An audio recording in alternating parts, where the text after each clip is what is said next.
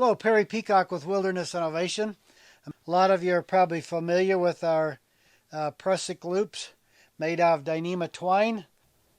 I can put my Dyneema twine on there, cinch that down, and it holds right on there. So, that's cool, but this might be cooler. So this is our Shock Cord Prussic Loop. Does the same kind of thing. So I can put it around. In fact, most of the time I just got to put it around one time, cinch the cord lock up on it, and it's staying right there pretty well. Okay. Now the plus is, if I'm hooking this to a tarp or something like that, this is my elasticity in my tarp. So I can pull on it a little bit, hook it to the tarp, and then when the wind comes up, this thing can give like this, whereas this is fixed. Well, this gives me constant tension even as the wind or whatever kind of might move my tarp around or something like that. So I've got the advantage of a prusik, which I can grab it with my fingernails or my fingers right there. I can shove it back and forth, and wherever I stop it, it'll stay there. With this, I can always have tension, so that if I can keep everything all in tension, everything stays together, nothing comes loose or anything like that. That's one of the pluses with a Shock Cord Prussic Loop. Okay, so here's my Shock Cord Prussic Loop. And I can just move it up here till I get... you might as well make it easy on yourself when you're first putting everything through. And I can take a stick or some kind of toggle. This is one out of one of our hammock suspension deals, our daisy chain webbing. But anyway, you just put some kind of toggle through there. It could be a carabiner or a stick or whatever.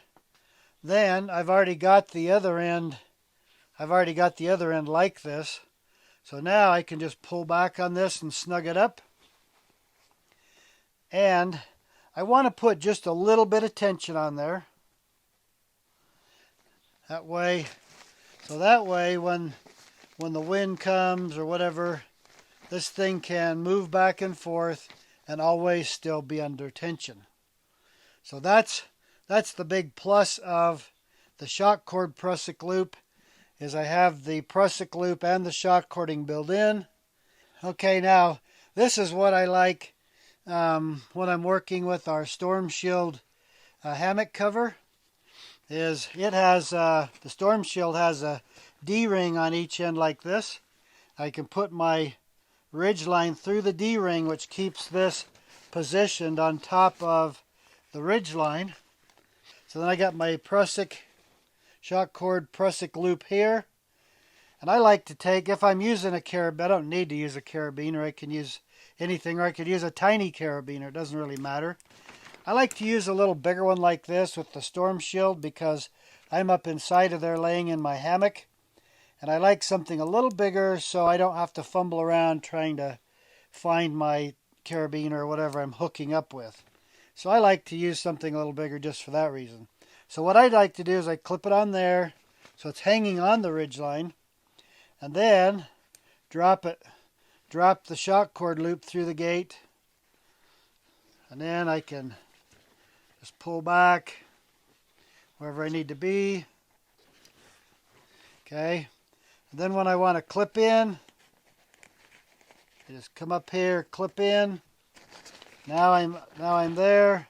If I need to tension a little bit, I can tension my loop right there. Now you see I can slide back and forth on the ridge line a little bit as the wind and weather and stuff like that happens, and everything still stays under tension on my tarp.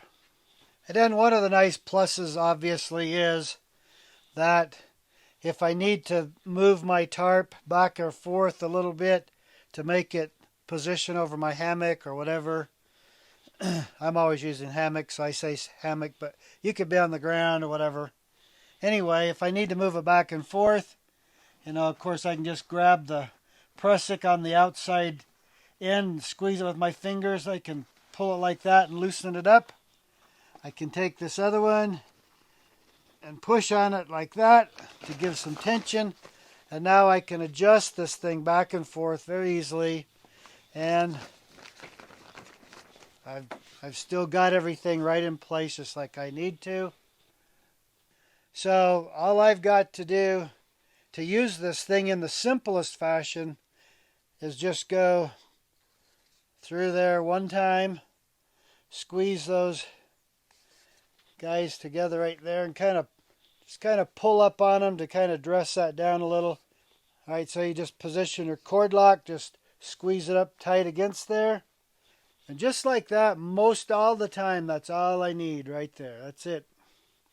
Now, if I want to do it in true Prusic loop fashion, then I'm going to take it and I'll put it over here, and I'll take this end right here and put it through the loop twice.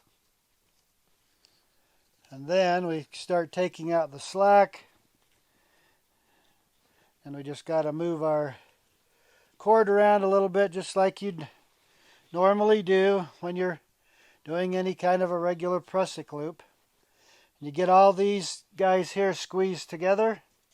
Get this one here. You pull the slack out of those, so everything's up snug.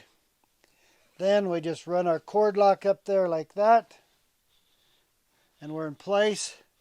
Now that thing will hold way, way good. That thing's not going anywhere. So if you got some really, really rough weather, you might do something like that. Otherwise, just do like I did the first time, and just one time around and zip it up there, and you're good to go.